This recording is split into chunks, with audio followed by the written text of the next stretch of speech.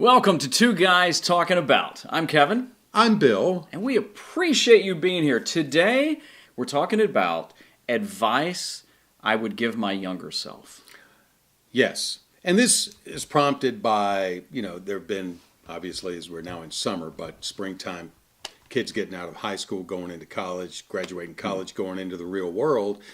And we were invited to a graduation party from high school, young man going to college, and we were invited to give him words of wisdom. Curiously, as we and there were a bunch of people at this party, the adults who spoke all commented on to him, notice the people around you. How cool is it that you've got this many people around you who love you and support you and want that is neat. The very best for you? So he was aware of that.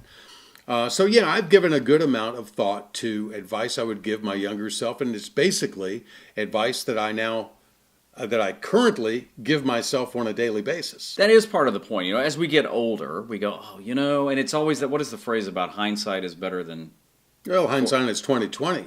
Okay, that's if not better than that. Okay, that's not the phrase I was thinking about. Is that if I'd known? I don't know. It's just, there was some phrase out there that I can't remember about.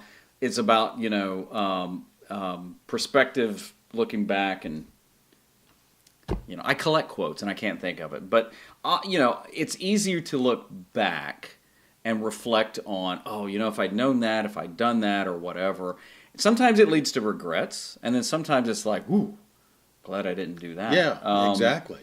One of the reasons that I've kind of struggled with this is because, and Bill and I were talking about this before we started taping, is that, I think it's hard now because I see myself as I don't worry about things.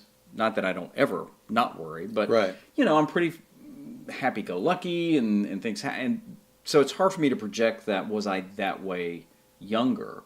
But then you were talking about your 5 things, and it's like, those are really good. So why don't you dive in? Well, this kind of got inspired by, if you're a fan of CBS TV series NCIS, you know that Mark Harmon's character is Leroy Jethro Gibbs, and he famously has this list of Gibbs rules, and always carry a knife. That's always a kind of a funny one to me. If you think you're being played, you probably are. Never involve a lawyer.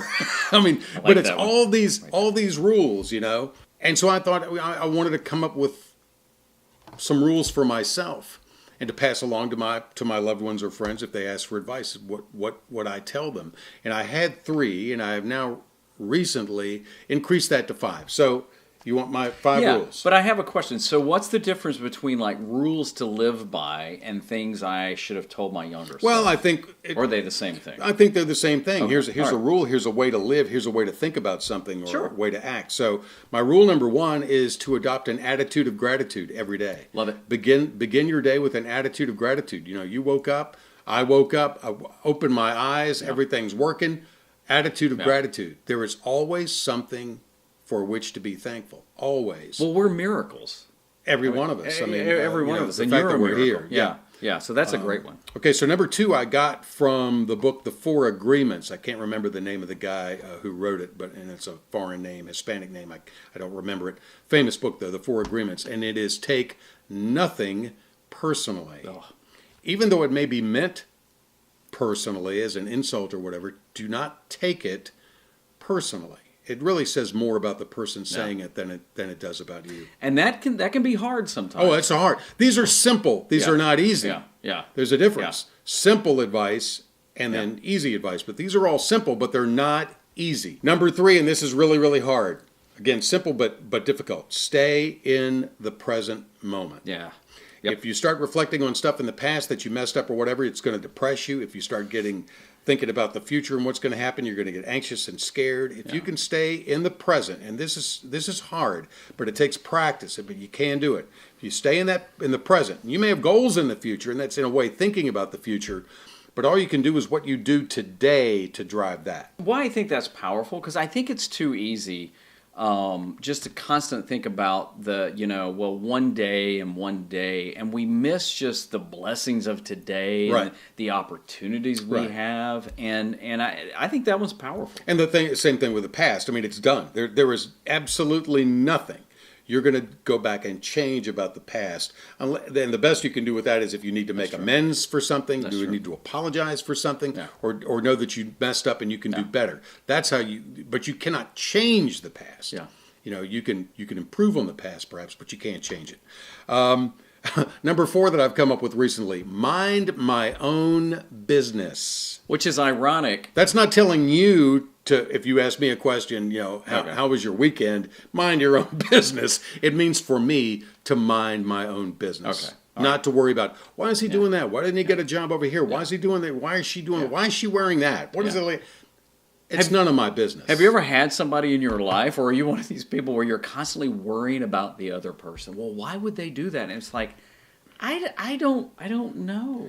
And finally, my 5th one is, and it's right out of the book I told you before I was reading, called The Daily Stoic by Ryan Holiday, and it's a collection of writings by the ancient Stoics, Marcus Aurelius, Epictetus. This is a tough one to pronounce. Which one? Cato, Epictetus.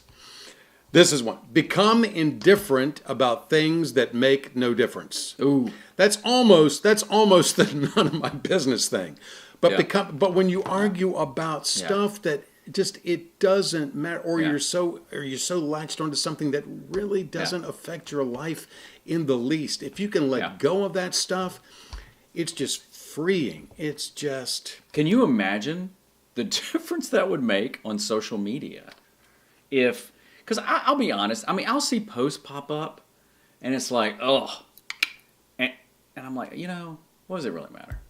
It's just opinion on top of opinion that at the end of the day doesn't help anyone. Yeah, and it's not necessarily apathetic, which it can sound like you're being apathetic, but it's really like focusing on what you care about, focusing on what is important to you, and take care of that or them today. But I love your list. Well, thank you. You going to adopt them? I may do a couple of those. All right.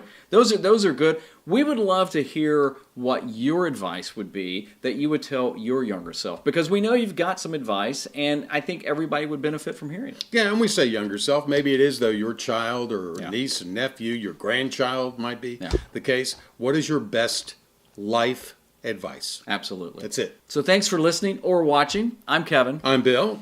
And we're two guys talking about. This has been Two Guys Talking About with Kevin Kolbe and Bill Jordan.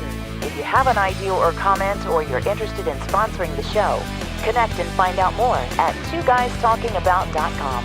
Two Guys Talking About is produced by Kolbe Creative Media.